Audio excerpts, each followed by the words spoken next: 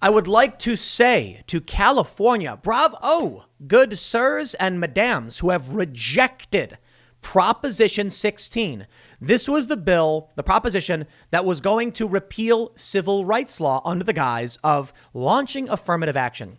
Now, maybe, look, I'm not a lawyer, I'm not a lawmaker. My argument against this was always that the language specifically removes the anti-discrimination laws or clause from the Constitution of California, which seems to make no sense. Because if they wanted affirmative action, they could just say, we could add a clause that says this will allow affirmative action, which functions as follows. They didn't do that. They just wanted to repeal the whole thing. Now, before we read into this, I will say it's fair. There's a lot of states that don't even have this protection at all. I just don't see why it makes sense to remove it.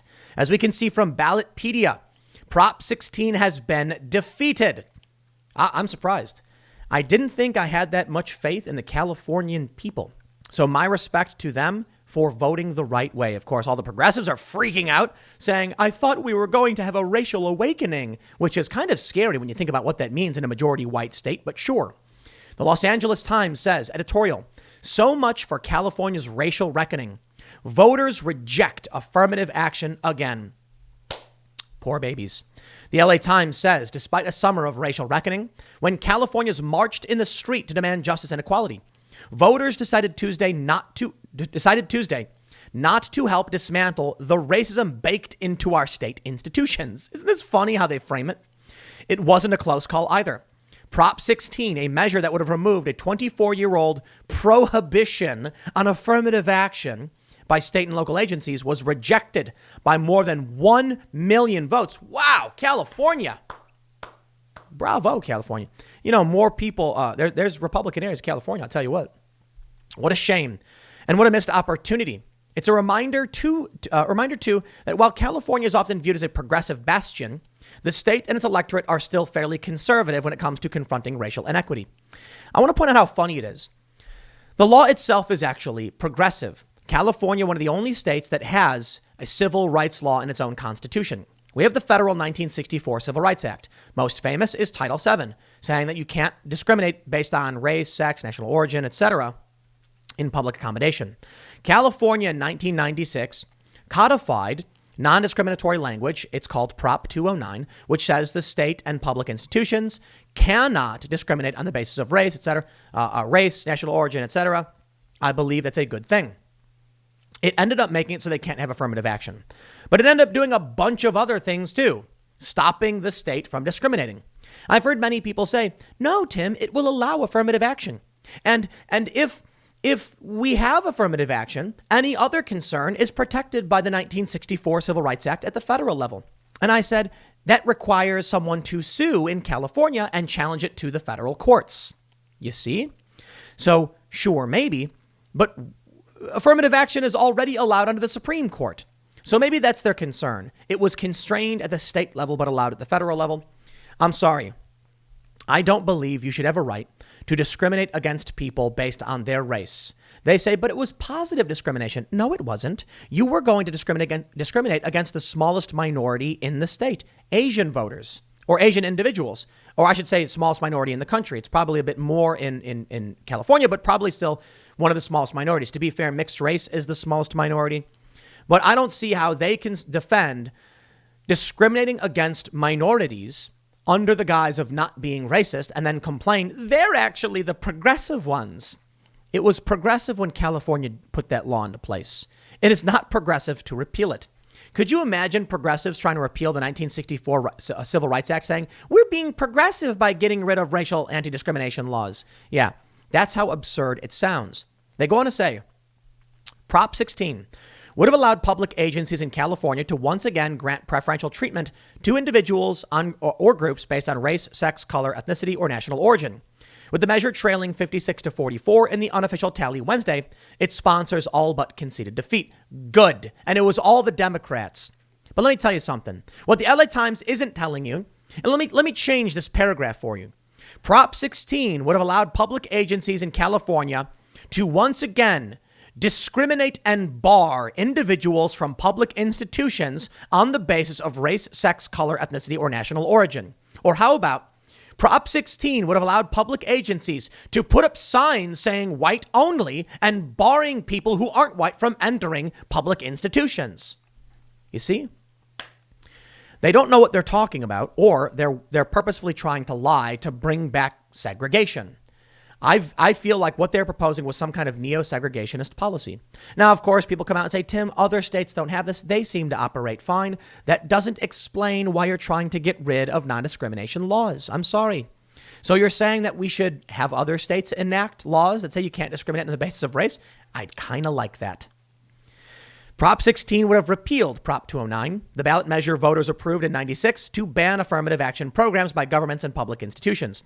The ban set back the state's efforts to promote diversity. Getting rid of Prop 209 would have allowed, but not required, public universities and government agencies in California to consider race and gender when admitting students, hiring employees, and awarding contracts. You see what these deceptive, racist, white supremacist liars are omitting? Let me fix the framing for you. Getting rid of Prop 209 would have allowed, but not required, public universities and government agencies in California to ban people on the basis of race or gender when admitting students, hiring employees, and awarding contracts. You see how they try and take a positive framing? We could have helped the poor people if we just so choose. They admit these things go both ways. Don't we just want to allow people to be people? You want to know what my issue with this stuff is? And I often bring it up, is that these policies do not take into account mixed race people. You get it now, right? Yes, I don't take kindly to laws that put someone as American second and your race first, because that makes many people second-class citizens.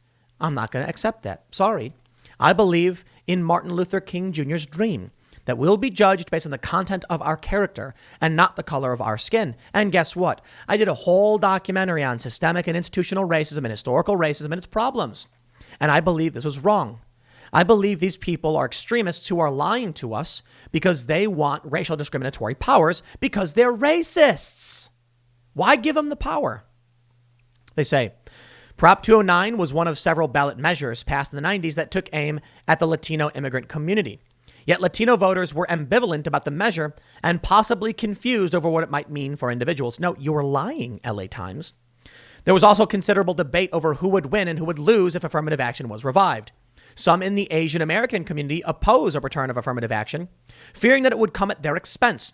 After more than 2 decades without state and local government affirmative action programs in California, the idea of giving preference to disadvantaged groups didn't exactly resonate with many voters. I would like for you, progressives, to look into the eyes of the low-income Vietnamese child who dreams of one day going to one of your prestigious schools. And I want you to say to him, no, honey, we're not going to let you go to school because you look too much like that person. That's what they're proposing. We want to make sure that the faces in our school are a rainbow of different races and colors and creeds, but we don't care about who you are or what you think. We will deny you opportunity because you look too much like that guy. That's disgusting and insane. And it doesn't take into account the fact that Indian people are Asian and that Russian people are Asian. I love how they're like, Russians are European. Dude, like 97% of Russia is in Asia. Where we draw the line, what is it? It's the mountains, I think. And I don't know which mountains. Russia is mostly in Asia. You've got many different countries. They're not all wealthy. And there are many people in Asia who are poor and struggling. First generation, second generation immigrants trying to make a living, and you deciding who gets to win and lose because of the color of their skin, to me, is completely disgusting. They say, Americans like to believe that this country is a meritocracy, where anyone can excel with sufficient grit and tenacity, but that ignores the institutional racism baked into our society that disadvantages people of color. It ignores the systemic inequities that we are seeing play out in front of our very own eyes, like the killing of George Floyd, and blah, blah, blah. Killing of George Floyd was wrong. The people dying was wrong. We get it. But I'll tell you what. There is nothing holding people back than there are historical inequities. There's historical inequality. You will never change that. There are going to be rich people and there are going to be poor people. And you know what? What they propose would have meant that people like me, a mixed race high school dropout from the south side of Chicago, would not have been allowed to succeed. They would have said to me, no, not you, because you're too white, like they did at Occupy Wall Street. Instead, what have I found? Well, in this country, my parents and my grandparents found love despite its, well, for my grandparents, illegality before Loving v. Virginia. And they eschewed social norms and found interracial love and had kids. And then I got to grow up in a country that treated me equally. And I got to work very hard to become successful. So I reject your notion, you racists, and I'm not going to stand for you trying to pass these laws. And the people of California saw through this, and they have rejected your proposal by 1.4 million votes. Not even close. It is kind of scary that 5 million people are in California are racists. I'm half kidding, by the way. I think most of them just didn't know what they were voting for, and they were being lied to by the media that kept saying it was to help people. Sure, it was going to grant government institutions the right to discriminate on the basis of race. That is gross.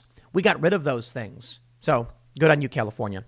I got one more segment coming up in just a few minutes. Stick around, and I will see you all shortly.